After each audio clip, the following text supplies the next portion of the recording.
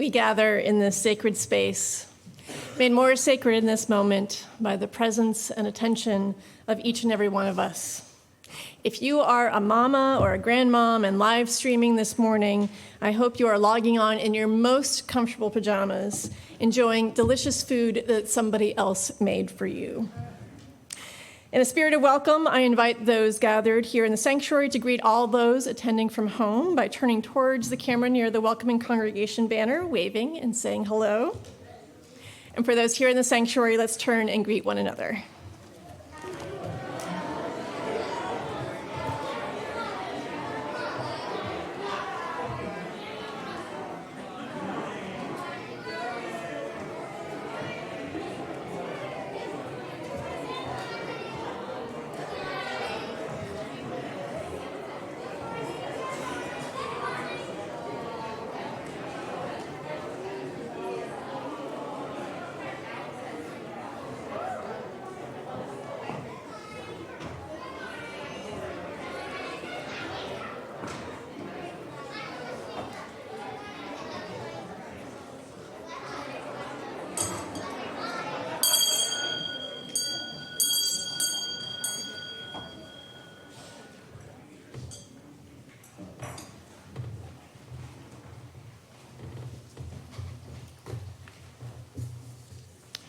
Good morning, and welcome to Winchester Unitarian Society, this hotbed of liberal religious pluralism in the Mystic Valley.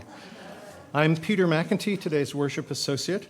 Some of us here identify ourselves as Christians, some as Jews, some as agnostics or atheists, or Buddhists, or Hindus, or Muslims, and we count at least one Zoroastrian among us.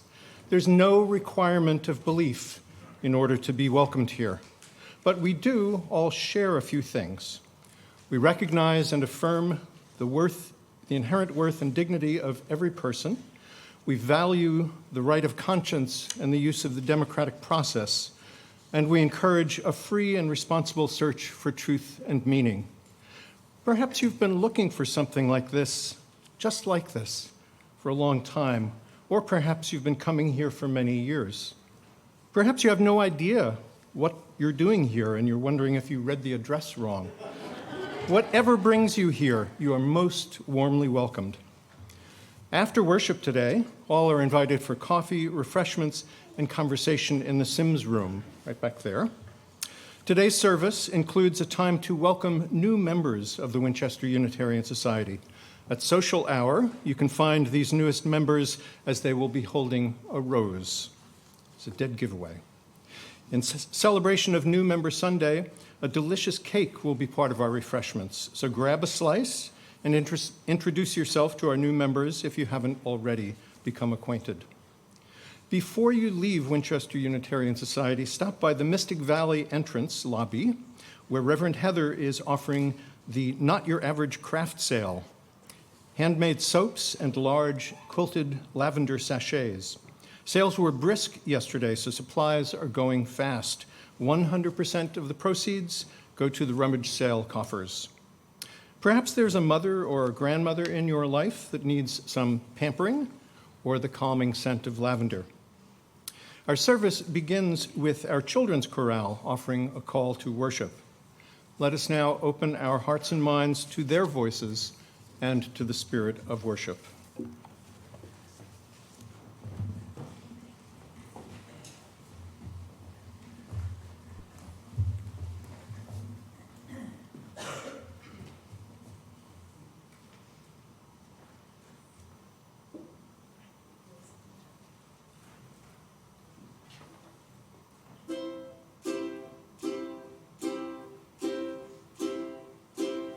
You ever find yourself stuck in the middle of the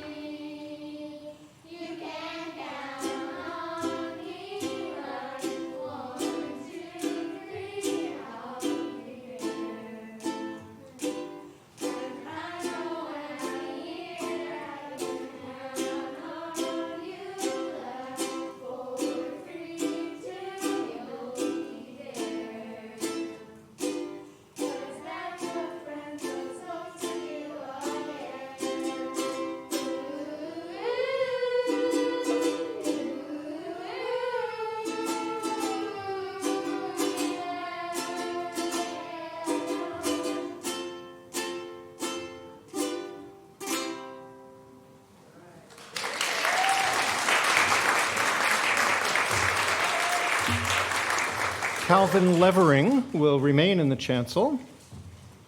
Uh-oh. That's what it says here. There he is. To light our chalice. We dedicate the chalice lighting with words by Evan Carville Zemer. We light our chalice this morning in honor of the spirit of creation. I'll read slowly. Today, let us honor all those who have made this world possible for us. Those who did the hard work of building a better world for future generations. Today, let us honor the grief of those somehow separated from those who brought us into being. Today, let us honor the ways we have each been nurtured and mothered by parents who raised us, by those many others who have supported and nurtured us from all walks of life. Today, let us honor all the ways each of us give to tomorrow, knowing there are multiple paths of meaning and more than one way to birth the future. Today, let us be grateful for life, for the chance to love, for those who love us, and the opportunity to nurture the future. Please rise in body or in spirit to join in singing hymn number 91 in the gray hymnal, Mother of All.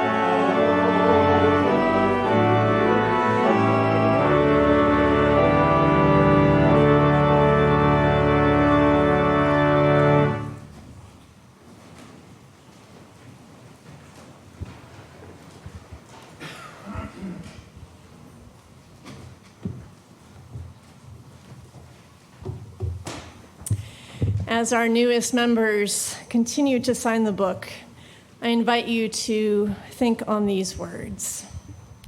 In this month centered on creativity, we take a moment to remember that Sunday by Sunday, season by season, we are forever creating community together, woven of human lives, loves, grief, challenges, new beginnings and losses, hope and joy. What we call the Winchester Unitarian Society is ever shifting. Yet sometimes there are moments when we recognize and celebrate that this vessel of life's great spirit is also a foundation, a spiritual home.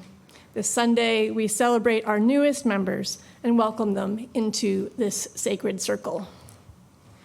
Today is a special day. By signing the membership book during our opening hymn, 7 among us have just joined the Winchester Unitarian Society, We also celebrate one who just joined this fall. It is my joy to introduce Sarah Darialot, Melissa Hay, Michelle Johnson, Jean Johnson, Tom Muhino, Riley Simpson, Rebecca Vernaglia, and Chris Swigand. We are delighted to welcome these friends into membership with the Winchester Unitarian Society. We asked our newest members to tell us a little bit about themselves, and collectively they told us that some of us grew up right here in Winchester, others in more distant places like Vermont, Maine, and Virginia.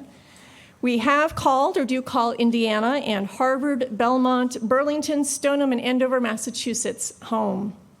We bear important identities: sister, daughter, husband, wife, mom, expectant parent, feminist, dancer, friend, nurturer, learner, environmentalist, problem solver, therapist, Girl Scout leader, neighbor, LGBTQ+. We are a summer camp counselor, religious education teachers here at WUS, yay! A working engineer, a retired electrical engineer, a social worker, an environmental educator, and a volunteer tax preparer and tutor. For fun, we sing in our band, play bass, piano, and guitar, crochet, watch movies, go dancing, ski, read, run, knit, garden, do Sudoku, and spend time with friends. One person wrote, "We love spending quality time together outdoors, disconnected from technology." Another said, "I enjoy learning about the world, physics, chemistry, mathematics, anthropology, philosophy, psychology, and most importantly, biology." Travel is a joy for many, with trips to Costa Rica, San Diego, Kennebunkport, Charleston, and Jekyll Island in Georgia. When asked, "What else would you like us to know about you?" one person wrote, "I've had several animal encounters, including a wolverine in Maine that was attacking my daughter, a bear that followed my wife for 3/4 of a mile in New Hampshire, and a couple close calls with rattlesnakes." We are inspired by understanding and being part of the network of life that exists on Earth, dreams and aspirations, a good hug, meaningful conversations with friends, and enjoying nature's beauty. I believe in the American Indian philosophy that we are part of nature and need to appreciate and cherish the world around us. We also find inspiration through meditation, through movement, and the efforts and accomplishments of women in activism, in the workplace, in government, and in community. Finally, we value inclusion, enjoying each moment, peace, love, community, curiosity, self-growth, justice, compassion, authenticity, empathy, respect toward all people, and removal of barriers that people who are low income or different face. And we are grateful for WUS. We celebrate that by finding a spiritual home in this congregation and becoming members, you offer your presence, your commitment, and your many gifts to this community and the values that call us together. Welcome. Now please join me in reading the new member affirmation.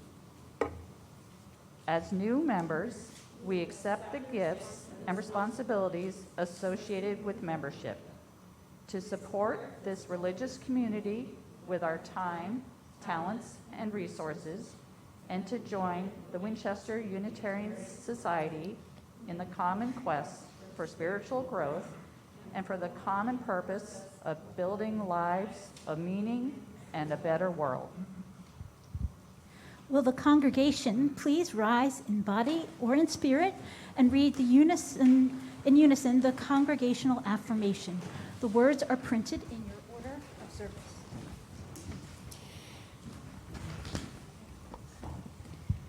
We welcome you with anticipation and joy. We hope you find here room to flourish in mind, body, and spirit. We accept you into our community as companions in the spiritual journey.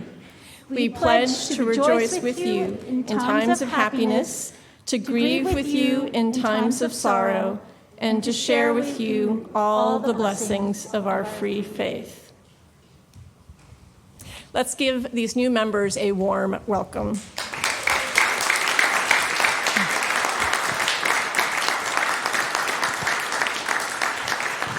As the new members return to their seats, we offer them a gift, a meditation book, a collection of writings by ministers who have served the Winchester Unitarian Society over the generations, as well as a rose.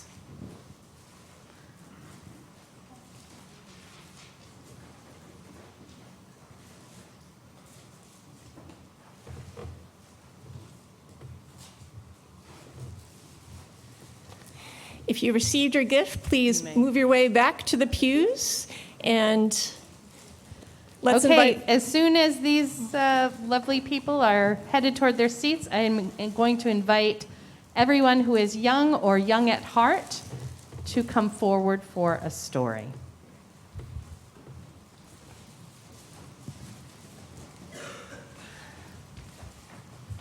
Good morning.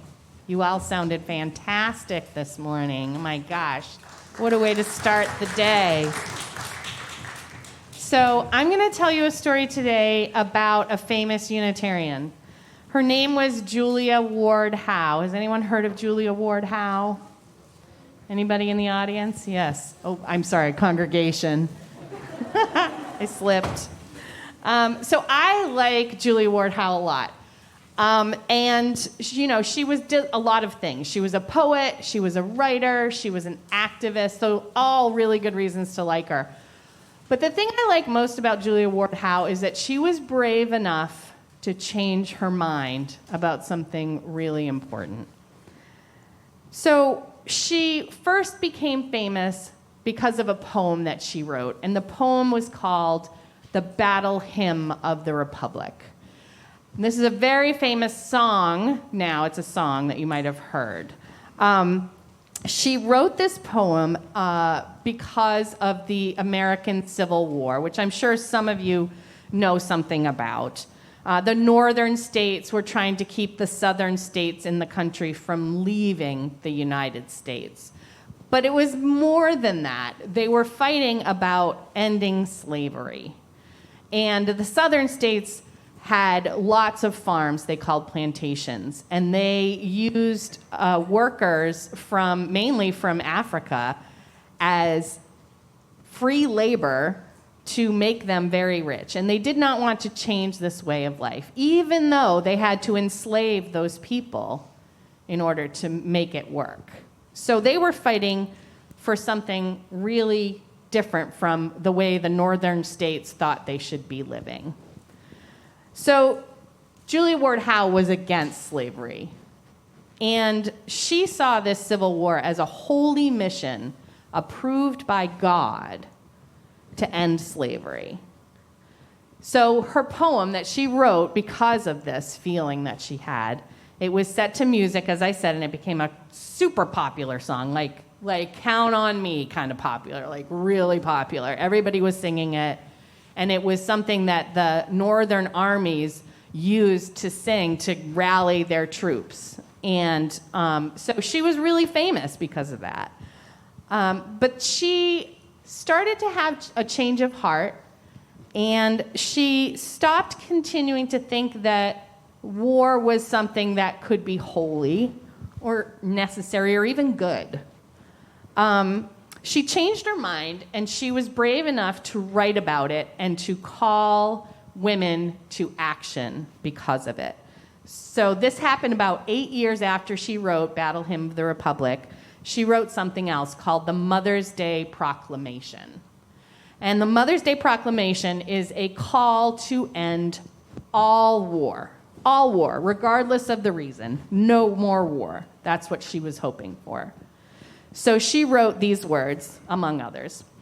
Arise then, women of this day, arise all women who have hearts. We, the women of one country, will be too tender of those of another country to allow our sons to be trained to injure theirs.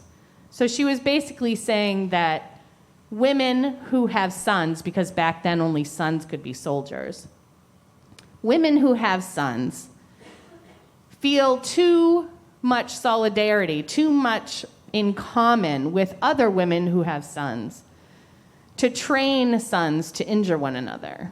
So she was really telling women, this is something we need to change. It's quite a departure from her song or her poem about a holy war, right? So she called for all women and mothers to come together from all walks of life and all the countries around the world and make sure that leaders end disagreements by any other means than war, that war was no longer an option. She wanted them to make a world in which, as she wrote, the great human family can live in peace. So this day, the Mother's Day that she called it, was what she chose as the date was June 2nd. June 2nd was going to be a Mother's Day, a day for all women, not just mothers, but all women, to meet and discuss and advocate for world peace. So Mother's Day was celebrated in this way for many years, and it was hugely popular. People from all over the place came and discussed mothers about world peace on Mother's Day. So then eventually someone else suggested that Mother's Day should really be about honoring mothers. So that's the Mother's Day that we have today.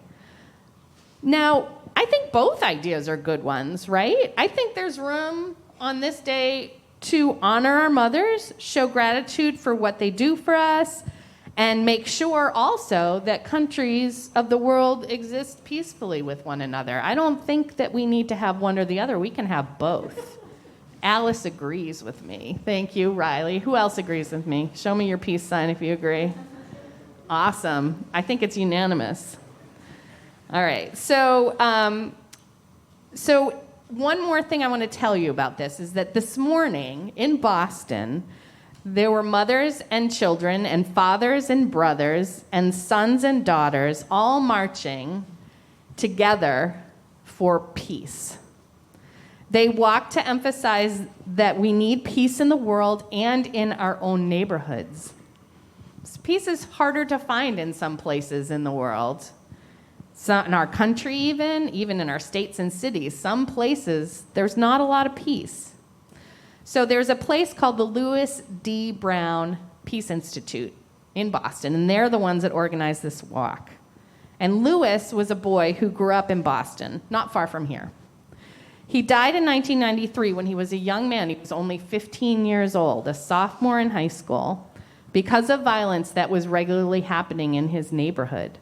He was on his way to a meeting of a group trying to end this violence when he died.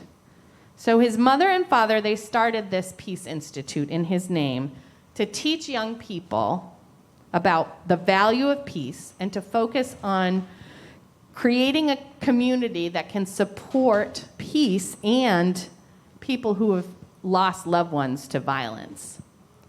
So people like Julia Ward Howe and Louis D. Brown and places like the Peace Institute remind us that we need to work hard for peace all around us, and remember that we honor our mothers and each other when we reach for peace every day. So now the grown-ups will sing us to RE. The words are in your order of service.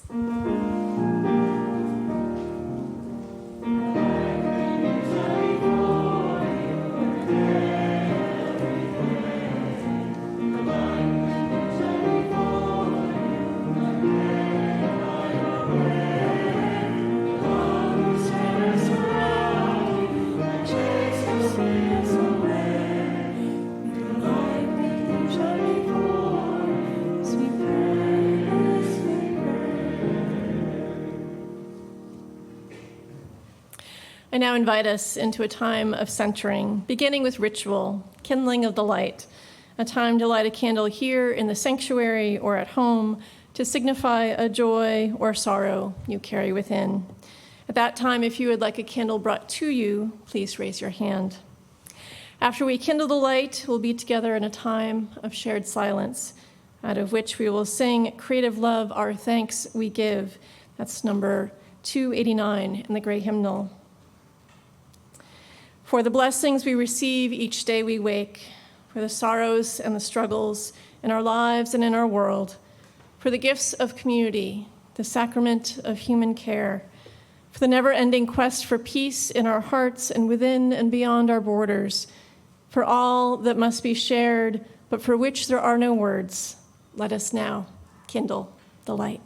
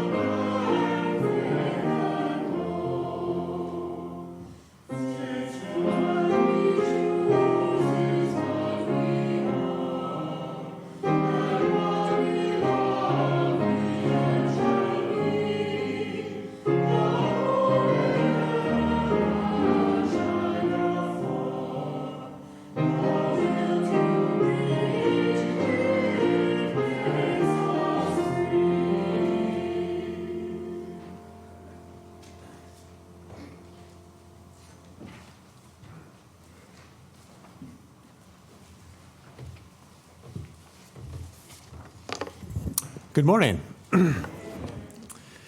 I suppose it only makes sense for me to say a few words about creativity. And I'll start with the confession, which is that creating is scary.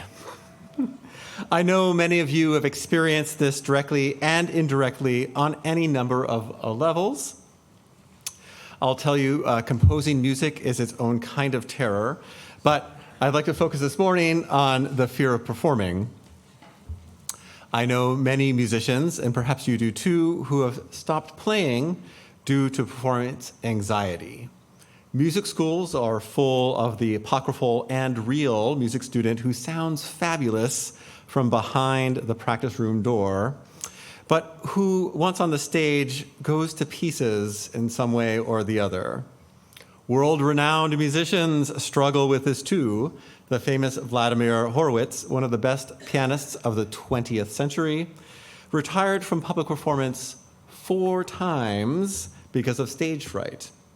The equally famous cellist Pablo Casals damaged his hand hiking once, and the first thing that came to his mind was, "Thank God I'll never have to play again." And I can tell you, I am not immune to this terror. It never really goes away, but you do understand how to manage it better at times.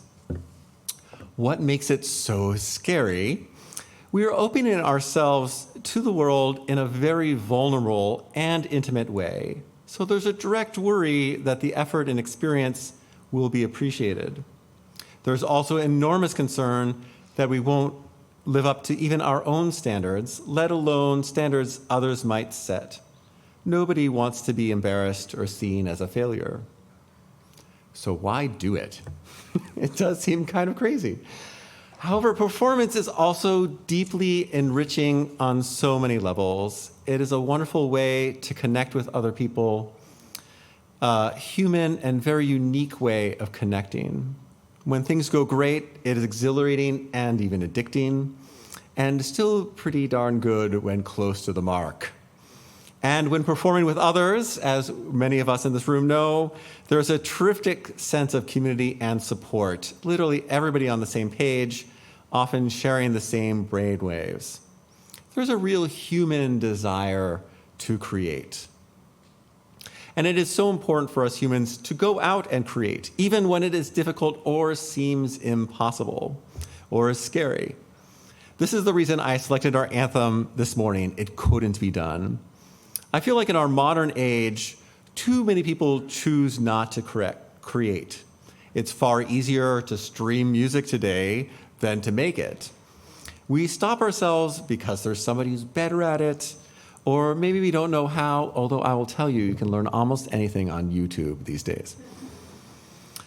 Or we make up a myriad of other excuses to keep us from creating, mostly because it seems kind of terrifying.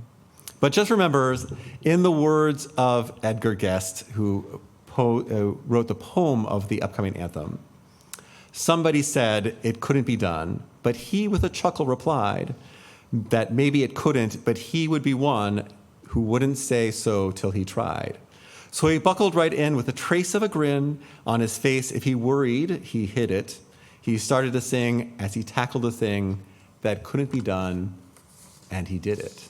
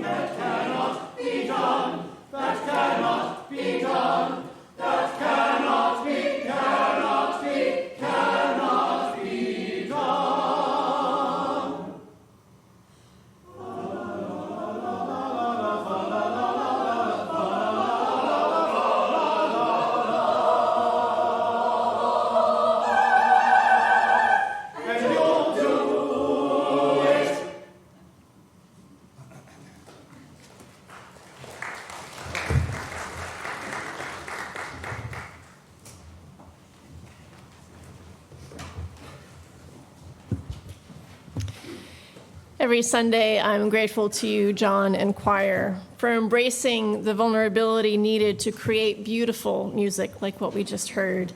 And I'm especially grateful to you, John, for sharing what it's like to serve as the conductor and often composer of this music. Our worship is ever enriched by not only your talents and your candor, so thank you. Creating a worship service is also a vulnerable thing. I have my own stories, but I feel moved to share a story from one of my colleagues, the Reverend Vanessa Southern. It's a story about her service of ordination.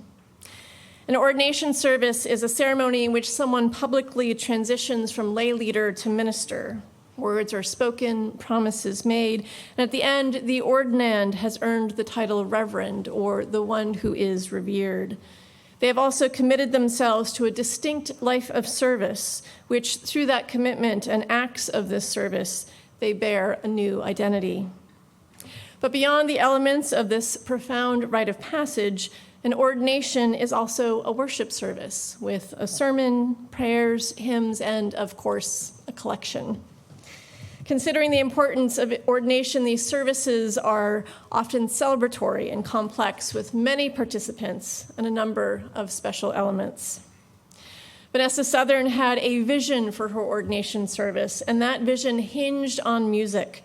To create what she imagined, the congregation needed to hire an ensemble of musicians. They were able to find and hire the right professionals for what was needed. As the big day approached, everything was falling into place. But, as the saying goes, when we make plans, God laughs. The ordination was late afternoon in downtown Boston on a Sunday.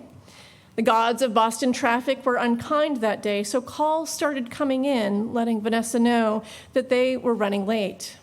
With each minute that ticked by, the chancel still empty of musicians, she became more and more anxious. The service depended on the music, and now there's going to be no music whatsoever. She delayed the beginning of the service in hopes that musicians would just come rushing in. The congregation's minister eventually said kindly, All the guests are here. I think we need to start. By then, the drummer had arrived, and sweaty from his hurried trip and quickly setting up, he sat ready in the chancel. So the service began, and what was meant to be a piece by many musicians was played by only the drummer. This was far from what she had worked so hard to create. Not even a minister yet, Vanessa Southern was embarrassed by this spectacular failure of worship leadership. There is nothing like public failure to convince us to never try again. Perhaps it is not failure specifically, but as John named, fear. Failure and fear are like conjoined evil twins, with fear speaking up should we ever begin to act like we've never failed before. As I set out to explore art, fear, and the courage to create, I discovered a book by popular author Elizabeth Gilbert that serves as a helpful companion. In her book, Big Magic, Creative Living Beyond Fear, Gilbert names why we are so often afraid to create. You're afraid you have no talent. You're afraid you'll be rejected or criticized or ridiculed or misunderstood or, worst of all, ignored. You're afraid your work isn't politically, emotionally, or artistically important enough to change anyone's life. You're afraid you don't have the right kind of workspace or financial freedom or empty hours in which to focus on invention or exploration. You're afraid of unleashing your innermost demons, and you really don't want to encounter your innermost demons. You're afraid your best work is behind you. You're afraid that you never had any best work. You're afraid you're too old to start. You're afraid you're too young to start. You're afraid because something went well in your life once, so obviously nothing will ever go right again. You're afraid because nothing has ever gone well in your life, so why bother trying? If this list weren't compelling enough, Gilbert acknowledges that it is an incomplete list, and I acknowledge that this list is a shortened version of what Gilbert provides. The point is that no summation of human fears will give us what we need to conquer them. There is no creating without fear. The task, then, is to find ways to befriend our fears rather than fight them or submit to their demands by staying unseen and doing nothing.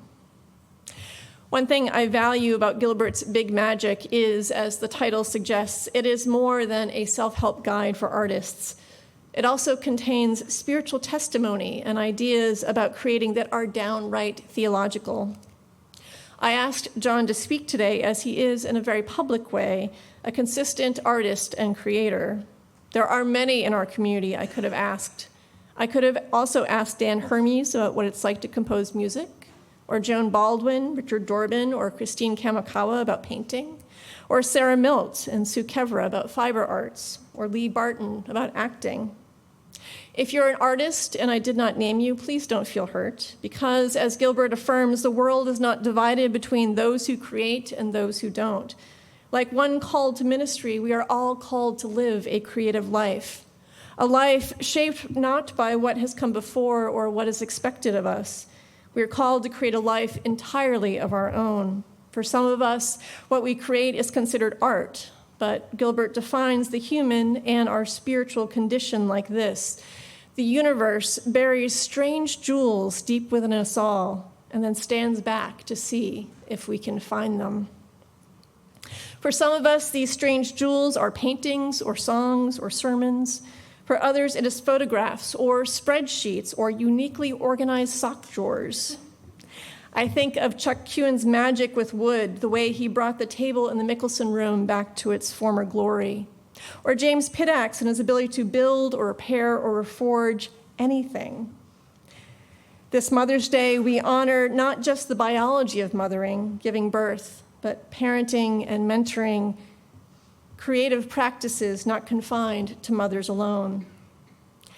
As the choir sang last week, we create the world. Just as we, through our existence, embody creation, the question before us is the extent to which we commit to this collective calling as creators. To create, we need an idea. Elizabeth Gilbert speaks of ideas in the way one might speak of souls, as beings needing a home. Ideas are alive, and when they come to us, their arrival is just the beginning. Having an idea is an experience where an idea auditions us, exploring whether we are the right person to bring them into being. Neglecting an idea because we're busy damages the relationship, so the idea may look for someone else who has not only the skills and interest to make the idea real, but also the time. Gilbert tells a wild story about her idea for a novel with a very specific and unique plot. A number of life transitions halted her progress. Later, having lunch with a friend who is also an author, the friend tells her about the book that she's working on. The book's plot is nearly identical to the one that Gilbert neglected. Thinking back, they remember a kiss of greeting between them and conclude that through that kiss, the idea passed from Gilbert to her friend. I've had my own experience of inspiration coming from seemingly nowhere. Each December, we give our staff holiday gifts. The primary gift is money, but I like to include some tokens like candles and chocolate. One year, I decided to add handmade soap to the bundle. While looking for vendors, I learned that one can make their own soap. Only I learned this too late, as soap needs weeks to cure, and it was almost Christmas Eve. So I bought a bunch of handmade soap, which, while not expensive, does add up. A few months later, I learned to make soap so I'd be ready for the next December, and I soon became hooked. As someone never described as crafty, I was confused as to why I just wanted to make soap in my spare time. It was something about creating a practical item I need and making it as beautiful as possible, and like a sand mandala, watching it dissolve over time. My cousin suggested that maybe the surprising interest was a delayed expression of my genetics, considering my father is a chemist and I had yet to follow in his footsteps. But I'm only one person and have only so many friends and family members. Lest I become buried in my own soap, I needed to sell it. Thus began my hobby business, Spooner Hill Soapworks. Then the pandemic hit, and I had no spare time, and the costs of a hobby business meant that I had to make and sell lots of soap just to break even. Here, I learned another of Gilbert's lessons. We cannot expect our creations to take care of us. We are here to take care of them. Otherwise, our relationship to creativity becomes dysfunctional. With soap making now feeling more like a second job where I would always lose money, I closed the business, deciding to just make soap when the mood struck. But I had a lot of soap left over. This is the backstory to today's soap sale. And if you thought, did the minister just put product placement in her sermon? I will say yes. Yes, I did. And if you've attended any of the budget meetings recently, you know times are tight. Desperate measures and all, one bar of soap at a time. Seriously, though, I also experienced being a channel for creativity through regular sermon writing. Now, almost 18 years after my own ordination, I've written so many sermons and eulogies, the process has become much less cognitive. I read things, I think things over, and I don't know exactly what I will say until I sit down on Friday to begin. Those who've been here for a while may note that some sermons are more subconscious than others, but I attest that the sermons that inspire the most positive reactions, the ones where multiple people say how meaningful it was, are the ones that sort of come to me to the point where I feel like I didn't actually write it. Affirmation feels good, but so often we are just the transmitter. There is an important conclusion to the story of Vanessa Southern's ordination. If you remember, by the time the service began, there was but one musician playing as best they could to make up for their missing colleagues stuck on Storrow Drive. As the service unfolded, though, more musicians arrived and quietly set up between musical elements. So with each musical element, there were more musicians until the postlude, when the whole ensemble was there, making a joyful noise. At the end, Vanessa Southern waited at the door to the fellowship hall, bracing herself for comments about the disaster with the music. The first person to congratulate her was someone she didn't recognize. His reaction to the service was a strong one. "The way you built the music through the service, that was absolutely masterful." The lesson for her that day, and the lesson for us, is that we have a role to play in ongoing creation. Having a vision or an idea is helpful, but it's simply a starting place. Call it God or fate or happenstance, but we're not in full control of our creation, nor are we in control of how it's received. As we named, affirmation feels good, but that's not why we create. We create because it is in our nature to create, and creation can be an expression of and connection to our spiritual lives. On creativity, I give Elizabeth Gilbert the final word. Creativity is sacred, and it's not sacred. What we make matters enormously, and it doesn't matter at all. We toil alone, and we are accompanied by spirits. We are terrified, and we are brave. Art is a crushing chore, and it's a wonderful privilege. Only when we are at our most playful can divinity finally get serious with us. Make space for all these paradoxes to be equally true inside your soul, and you can make anything. So please calm down now and get back to work, okay? The treasures that are inside you are hoping you will say yes.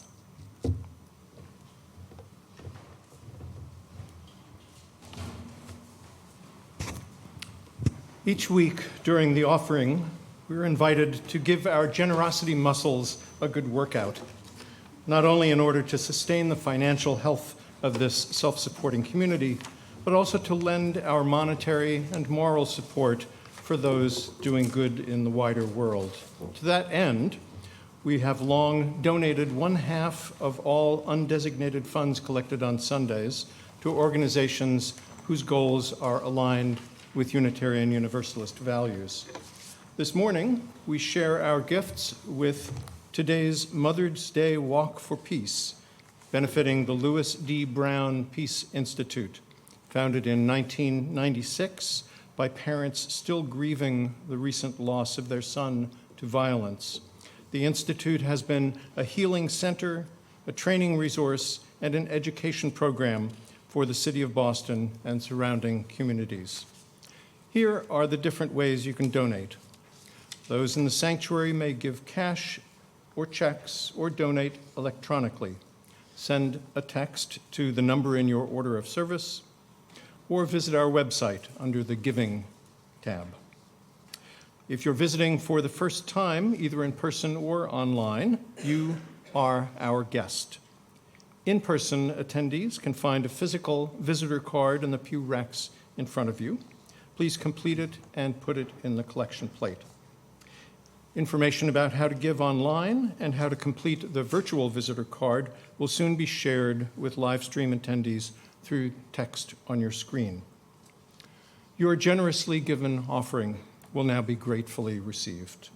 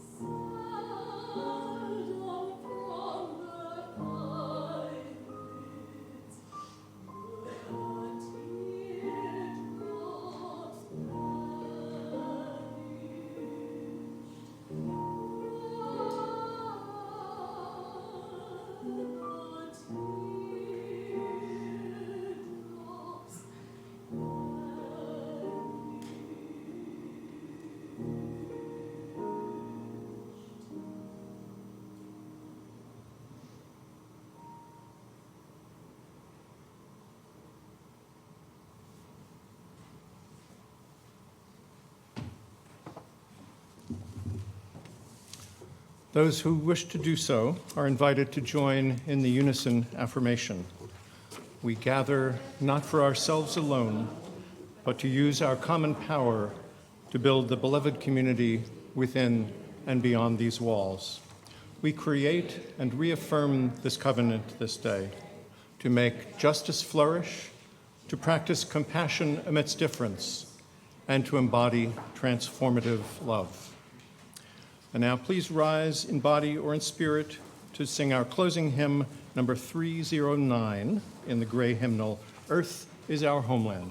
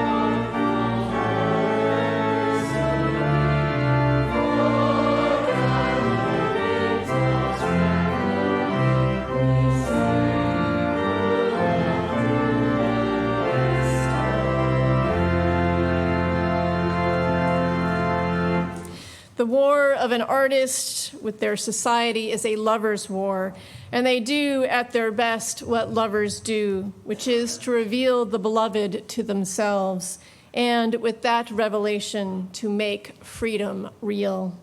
Let us go forth, ever in love with life, knowing we ourselves are creations and channels for creativity, born of the great mystery. Blessed are we, and blessed as we become. Go in peace. Amen.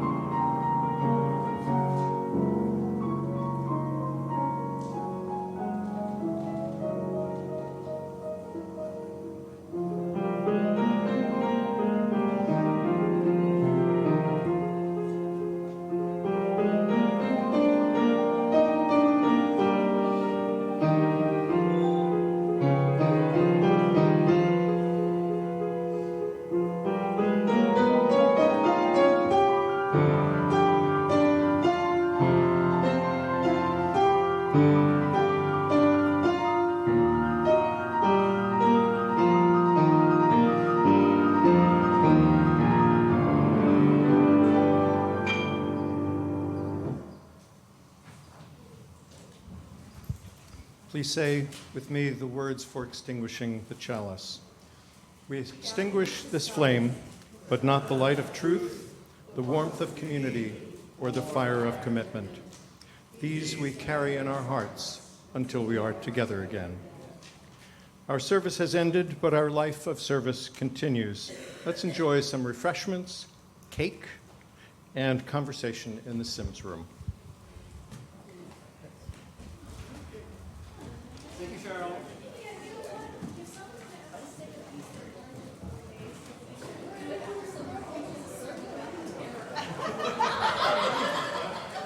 That's fair.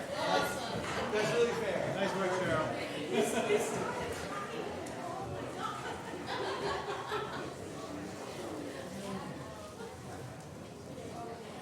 Notice I gave myself the double fair.